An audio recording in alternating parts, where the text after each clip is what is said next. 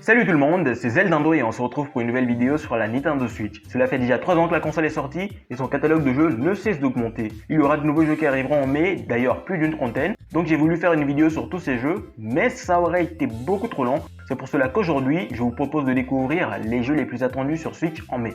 Parmi ceux que je présenterai, il y en a que j'attends plus que d'autres et donc je vous les montrerai par ordre de sortie, histoire de ne pas influencer le classement. J'espère de mon côté que la vidéo vous plaira, n'oubliez pas de mettre le pouce bleu et de vous abonner tout en activant la cloche si ce n'est pas encore fait. Sur ce, je vous souhaite un bon visionnage.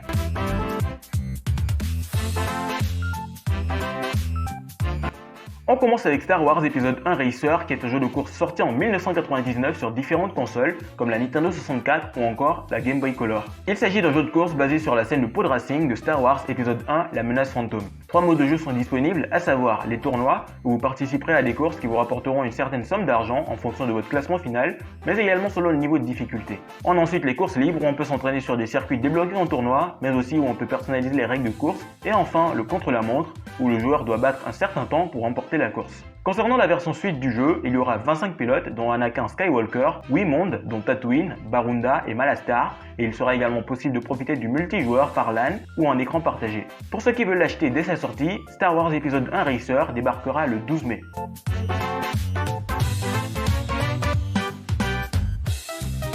On passe ensuite au prochain jeu, un jeu que je n'ai jamais joué mais que j'apprécie énormément. Je parle d'Hatsune Miku Project Diva Megamix. C'est le tout premier jeu de la série Project Diva à sortir sur une console autre que la PlayStation, et le troisième jeu rythmique Hatsune Miku à sortir sur une console Nintendo. Basé sur Hatsune Miku Project Diva Future Tone, ce nouveau jeu de musique sorti au Japon le 13 février dernier proposera différents modes de jeu, à savoir un système de contrôle classique et un tout nouveau mode exclusif à la Switch. Il y aura plus de 100 pistes, dont 10 chansons inédites, et les personnages pourront également revêtir plus de 300 costumes différents. Hatsune Miku Project Diva Megamix sera disponible à partir du 15 mai, c'est le lendemain de mon anniversaire. D'ailleurs, merci à tous ceux qui dans les commentaires me souhaitent un joyeux anniversaire. Big up à vous.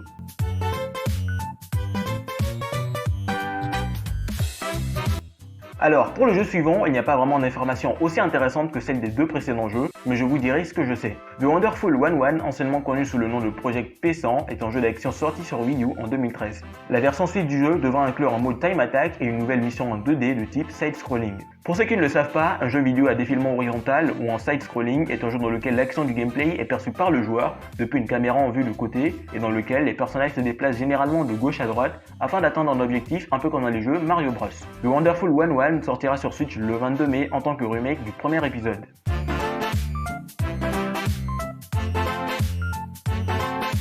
Pour la suite, on s'intéresse à un jeu que j'aime beaucoup et qui a été l'un des premiers à rassembler des millions de joueurs à travers le monde. Je parle bien sûr de Minecraft. Présenté durant l'E3 2019 si je ne me trompe pas, Minecraft Donjon est un jeu de type Dungeon Crawler basé sur l'univers de Minecraft qui permettra de découvrir des donjons, des canyons, des marais ou encore des mines afin d'avancer à la manière de la plupart des jeux du type.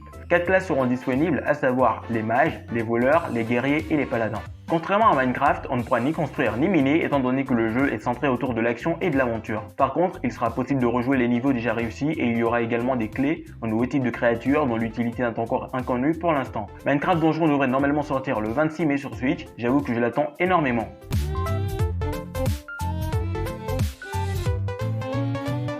Un autre jeu qui est le plus attendu sur Switch durant ce mois, c'est Ninjala. C'est un Battle Royale dans lequel on incarne, si on peut le dire comme ça, des personnages qui à la base sont des humains normaux, transformés en ninjas. Ces derniers peuvent aller sur les murs, mais aussi faire des bulles de chewing-gum qui serviront de projectiles. Durant l'expérience VIP, on a découvert pas mal de choses, à savoir les armes du jeu, qui donnent différentes facultés aux joueurs et lui permettent aussi de se transformer en objets, mais aussi des cartes à débloquer qui donneront un petit avantage durant les combats. Les personnages sont aussi personnalisables grâce à de nombreux objets, ce que je trouve plutôt intéressant. Ninjala aura droit à des mises à jour qui ajouteront de nouvelles fonctionnalités, ainsi que de nouvelles armes, et il y aura un Battle Pass qui permettra de recevoir diverses récompenses, telles que les items et les émotes en réalisant des objectifs à la manière de Fortnite. Le jeu sortira le 27 mai et sera totalement gratuit. Avant de poursuivre la vidéo, je tiens à préciser que tous les jeux qui suivront sortiront le 29 mai, ce pourquoi on peut se permettre cette fois-ci de les énumérer par ordre de préférence. Sur ce, on passe au prochain jeu.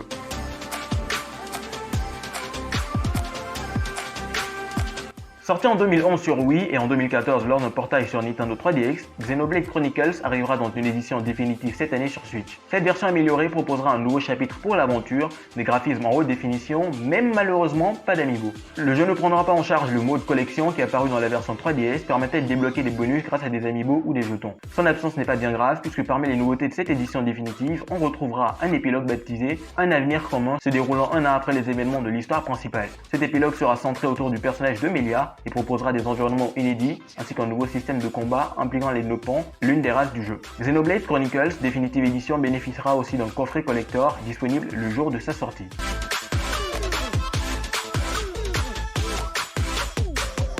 Un autre jeu très attendu, c'est BioShock The Collection, qui est une compilation HD des 3 premiers épisodes de la série, à savoir BioShock, BioShock 2 et BioShock Infinite. La collection regroupera le premier acte de chacun des jeux sur une cartouche de 16 Go.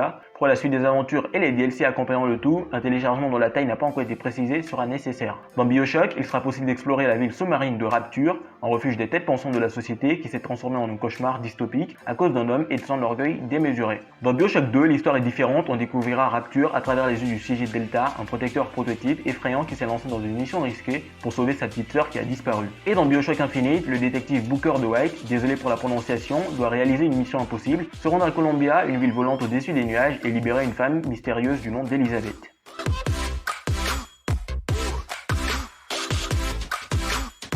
On passe ensuite à XCOM 2 Collection qui inclura XCOM 2, 4 packs téléchargeables, Guerriers de la Résistance, Enfants de l'Anarchie, Chasseurs d'extraterrestres, le dernier cadeau de Shen et l'extension War of Chosen. Dans XCOM 2, les extraterrestres règnent sur la Terre, promettant à l'humanité un futur radieux, mais ils cachent un dessein bien plus sombre et pour les empêcher de mettre leur plan à exécution, vous devrez mettre en place une résistance pour éliminer la menace extraterrestre et sauver la race humaine de l'extinction. Le jeu aura droit à une cartouche de 8 Go et comme avec BioShock, les 2 premières missions de la campagne principale seront intégrées à la cartouche, tandis que le reste du jeu et les extensions demanderont de faire un téléchargement de 24 Go. Je ne vous en dis pas plus sur la collection, je vous laisse découvrir tout ça le 29 mai.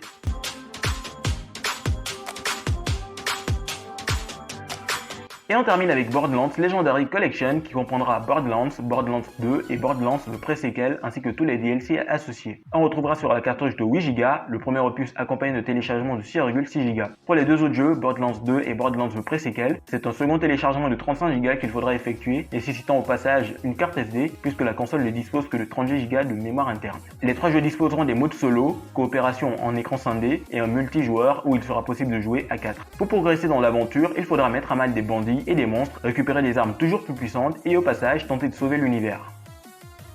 C'est déjà la fin de cette vidéo, dites-moi dans les commentaires lequel des jeux vous attendez le plus, ça pourrait être sympa. J'espère de mon côté que la vidéo vous a plu, abonnez-vous à la chaîne en n'oubliant pas d'activer la cloche, mettez aussi le pouce bleu qui fait plaisir, c'était Zelnando et on se retrouve très bientôt pour une nouvelle vidéo. A plus.